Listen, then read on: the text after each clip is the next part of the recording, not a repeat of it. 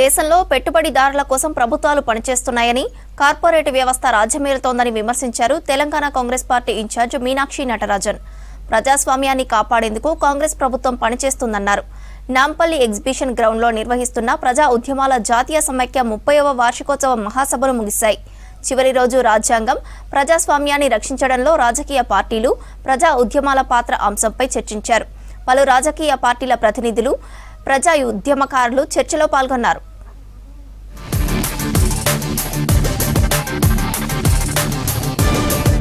ప్రజా ఉద్యమాల జాతీయ సమైక్య ఆధ్వర్యంలో 4 రోజుల జాతీయ మహాసభలు ముగిశాయి. ప్రజాస్వామ్యాన్ని రక్షించుకుందాం, రాజ్యాంగ న్యాయం నుంచి సామాజిక న్యాయం వరకు అనే థీమ్తో ప్రజా ఉద్యమ సంఘాలు, మేధావులు, యాక్టివిస్టులు, రాజకీయ నాయకులు చర్చించారు. దేశంలోని 24 రాష్ట్రాల నుంచి 500 మంది, ప్రజా సంఘాల నుంచి 800 మంది ప్రతినిధులు పాల్గొన్నారు. ఈ కార్యక్రమంలో ఏఐసిసి రాష్ట్ర చీఫ్ మీనాక్షి నటరాజన్ ముఖ్య అతిథిగా హాజరై నూలు వడికి తాను గాంధేయ కార్యకర్తనని తెలియజేసేలా సభకు హాజరయ్యారు.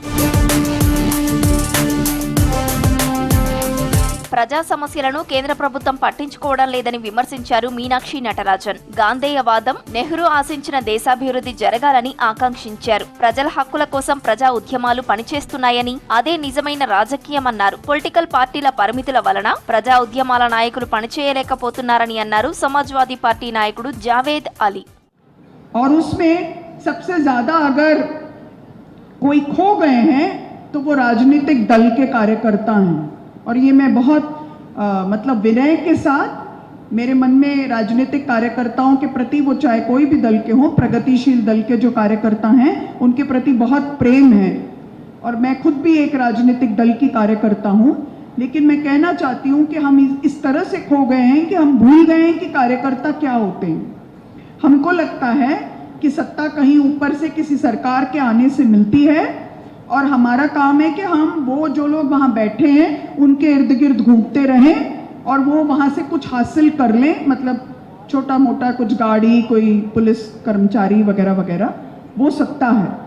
हम भूल गए हैं कि असल कार्यकर्ता अपनी सत्ता लेते हैं लोगों से, जन आंदोलनों से, और इसीलिए जन आंदोलनों के साथ ये संवाद बहुत इम्पोर्टेंट है. किसान आंदोलन जो 1 साल से भी ज्यादा अवधि तक दिल्ली के मुहाने पर जमावड़ा रहा किसानों का, उसने इस बात को साबित कर दिया कि जो बातें संसद में डेमोक्रेटिक प्रोसेस से तय नहीं हो सकती है वो आंदोलन के जरिए तय की जा सकती हैं. इसलिए मैं NAPM के सभी साथियों को जो यहाँ आंदोलन के रास्ते से उठ करके इस सम्मेलन तक पहुँचे हैं, मैं उन सबको बहुत बहुत बधाई देता हूं, उन सब का अभिवादन करता हूं. संविधान का विषय आज बहुत महत्वपूर्ण विषय है हमारे देश के अंदर, और पिछले लोकसभा के चुनाव में ये बात स्पष्ट हो गई. రాజకీయ పార్టీలు అధికారంలో ఉన్న, అపోజిషన్ లో ఉన్న ప్రజా సమస్యలు, నదుల పరిరక్షణపై పోరాటం చేయాలన్నారు మేధా పాట్కర్. పర్యావరణానికి వ్యతిరేకంగా ప్రాజెక్టులు వస్తున్నప్పుడు రైతులు, వ్యవసాయ కూలీలు, ఆదివాసీలు, దళితులు పోరాడాలని సూచించారు. ప్రజా ఉద్యమాల నుంచి రాజకీయ పార్టీలు నేర్చుకోవాలన్నారు. ఎన్నికల్లో డబ్బులు ఖర్చు చేసి అధికారంలోకి రాగానే సంపాదించుకోవడం చుట్టూ రాజకీయాలు నడుస్తున్నాయన్నారు టీజేఎస్ చీఫ్ ఎమ్మెల్సీ కోదండరాం. మార్పు తీసుకురావడానికి ప్రజా ఉద్యమాల సంఘాలు పనిచేయాలని సూచిస్తున్నారు.